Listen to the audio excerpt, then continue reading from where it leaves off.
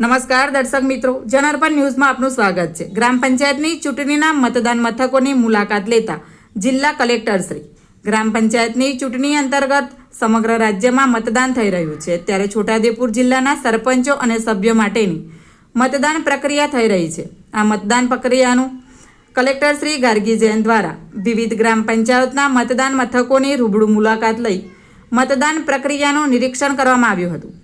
મતદાન મથકો પર ઉપસ્થિત અધિકારીશ્રીઓ અને કર્મચારીઓ પાસેથી મતદાનની માહિતી મેળવી કલેક્ટરશ્રીએ તેઓને જરૂરી સૂચનાઓ આપી હતી।